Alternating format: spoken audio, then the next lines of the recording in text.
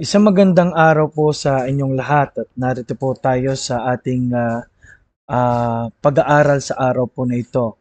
Ating pong verse ay sa Matthew chapter 18 verse 21.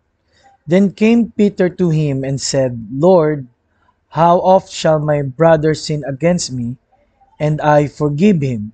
Till 7 times? In the next verse,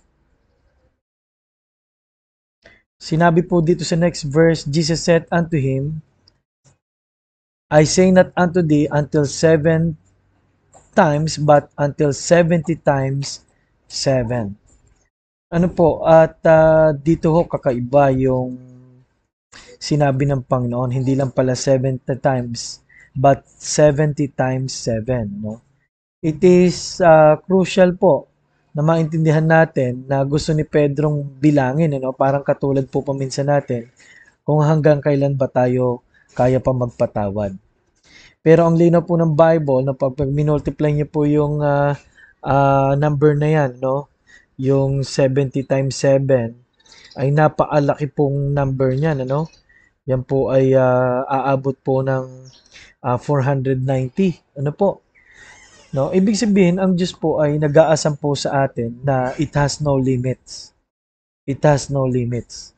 And number two, ang sabi po doon sa sumusunod ng mga talata, if we do not forgive, we will not be forgiven. Why?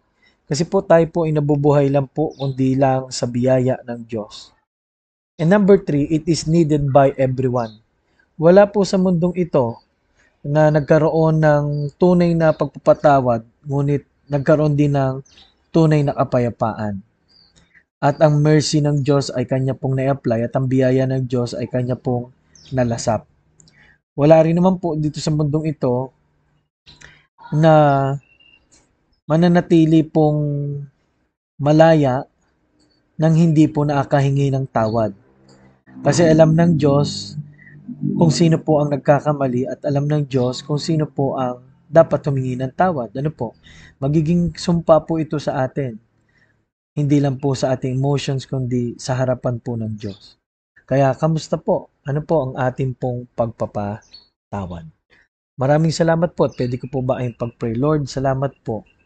Nawa po sa araw na ito, maalala namin ang value ng kalayaan na binigay niyo po sa amin sa pamagitan ng forgiveness.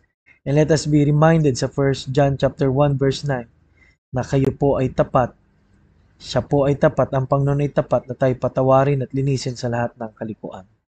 Bless niyo pong lahat na napakinig, Panginoong Diyos, at nawa po ay sa biyayang ito kami, Panginoon, ay lumago. Sa iyong salita kami tumibay. Sa pangalan ni Jesus. Amen.